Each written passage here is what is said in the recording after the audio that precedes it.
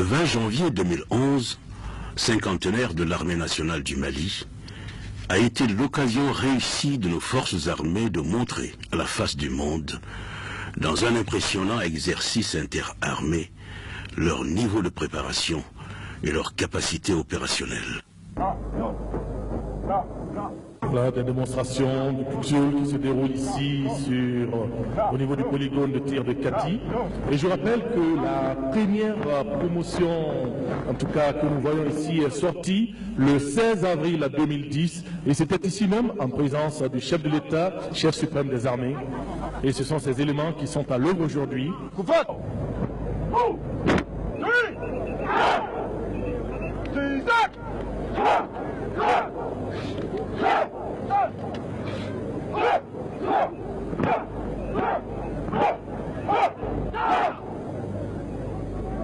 Les attaques de face.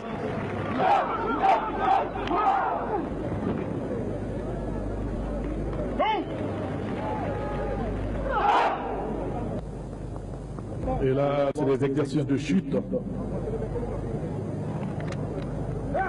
Et là, c'est un exercice de pure concentration.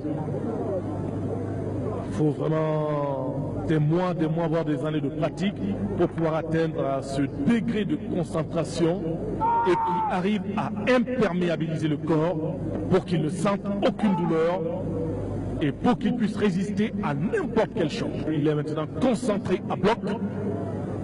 On le met sur des planches. Et là, c'est une démonstration de concentration exceptionnelle.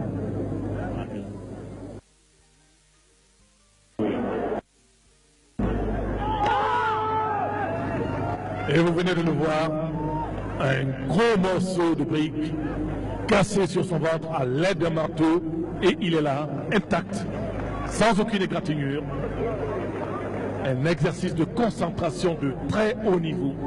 Et cette fois-ci, ça va être un autre exercice de concentration avec des bouteilles cassées, des tessons de bouteilles répandus au sol.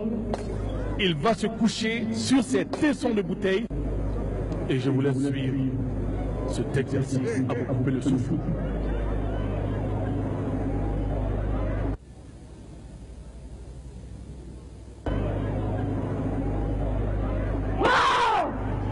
Et voilà, le béton a été brisé et il se relève.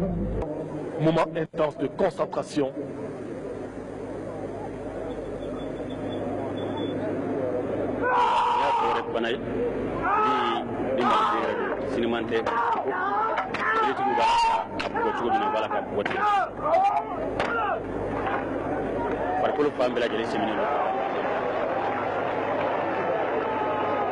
Six commandos qui sont en train d'aller pour aller se positionner.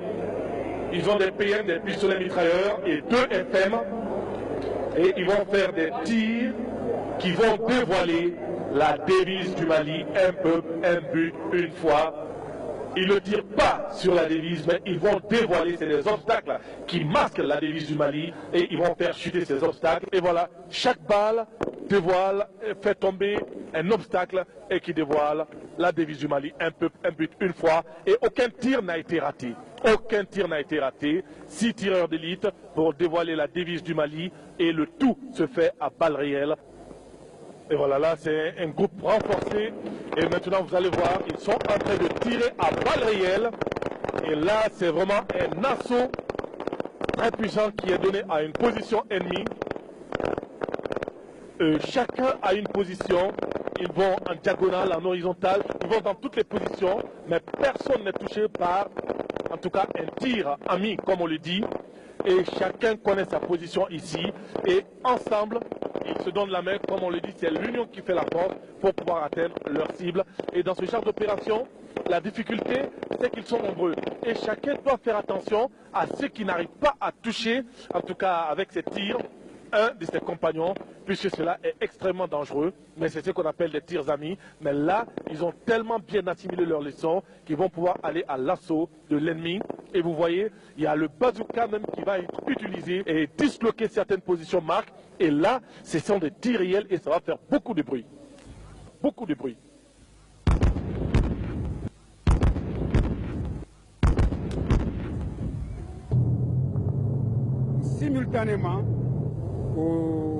que l'artillerie est en train de tirer, l'escadron blindé mixte va commencer son mouvement à partir de la base de démarrage, de la zone de démarrage. La bande que les blindés occupent, on appelle ça la zone de démarrage. Donc l'escadron blindé va commencer à dépousser de la zone de démarrage, se déployer en colonne de peloton pour progresser vers la ligne avant de la zone de démarrage qu'on appelle la ligne de poussée. Une fois qu'ils vont arriver au niveau de la zone de la ligne de poussée, les blindés vont se déployer en ligne. En ce moment, l'infanterie d'accompagnement que vous allez voir à bord des véhicules 4x4, surtout que l'infanterie d'accompagnement ne sera pas trop fatiguée. L'infanterie d'accompagnement... Et au moment où vous parlez, mon colonel, nous voyons le largage des parachutistes. Et j'aimerais juste donner une précision. Au niveau des parachutistes qui vont être largués, il y a vraiment des éléments vraiment très très bien formés. Et on peut citer parmi les éléments qui vont descendre avec les sauts de parachute tout à l'heure, le commandant Rabat Abdelkader Koulibaly, il y a l'adjudant-chef Mohamed Sissé, le lieutenant-colonel Keba Sangaré, l'adjudant Mahamoudou Sissé, le caporal Massiré Dia, le capitaine Atayer Maïga, le caporal Suleiman Menta et le largueur en chef, c'est le lieutenant-colonel Abdina Guindou. Bien, effectivement, la section qu'on positionne derrière l'ennemi, c'est des gens qui ont un niveau d'entraînement très poussé parce qu'ils ont une mission particulièrement difficile. Donc ils ont la mission de se positionner en arrière de la position ennemie. Et nous voyons en ce moment les Mi-24 qui entrent en action, mon colonel. Maintenant, les Mi-24, maintenant, ils sont au nombre de 4, vont exécuter ce qu'on appelle les missions d'appui direct des troupes au sol.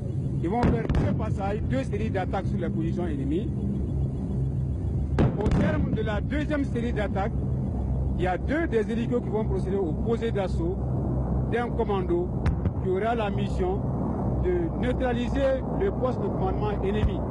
Et ensuite tomber en garde et arriver, attendre d'arriver le déploiement de l'escadron blindé ensuite. S'intégrer dans son équipe d'attaque. Donc ces hélicos ont pratiquement, on peut dire, un double rôle. Ils peuvent transporter et autant ils peuvent ouvrir le feu. Les bazookas qui sont dans les trous sont également là pour prêter main forte aux blindés qui progressent. Nous avons des blindés, l'ennemi aussi a des blindés, l'ennemi a des bazookas. Chacun essaie d'utiliser au mieux qu'il peut les armes qu'ils ont en position pour causer le maximum de pertes. Les hommes qui viennent savent qu'ils viennent faire un combat et dans un combat, alors là, on peut détruire comme on peut être détruit. Effectivement. Et là, c'est vraiment une vaste opération et cela demande tellement de coordination que la moindre petite erreur peut être préjudiciable. Et là, je peux dire, mon colonel, que cela vous a demandé des jours et des jours, voire des semaines de préparation. L'infanterie d'accompagnement des forces, il faudrait un volume de force beaucoup plus important. Généralement, on utilise un rapport 3 sur 1. Mais puisque ce rapport 3 sur 1 n'est pas réalisé chez nous ici, on a préféré jouer avec une unité interarmée. Et cela permet de rétablir ce rapport des forces, de faire pencher la balance du rapport des forces du côté des amis. Donc là, on voit en tout cas les forces d'appui qui sont arrivées, les chars qui continuent toujours sur les images, on voit qu'ils ouvrent toujours le feu et ils sont en train de progresser actuellement certainement. Ils ont déjà pu atteindre le PC de l'ennemi. Le PC de l'ennemi est détruit maintenant. Ils sont en train de progresser vers les dernières positions, de procéder à la fouille de la position et de neutraliser les éléments qui n'ont pas encore été. Je voudrais tout simplement dire, il y en a qui nous ont posé la question à savoir, mais pourquoi le Mali ne veut pas se battre? Est-ce qu'ils ont les moyens de le faire? Chaque matin, on ne fait qu'entendre de tels propos. Je voudrais leur dire que ma réponse est cet exercice. Le reste, on verra plus tard.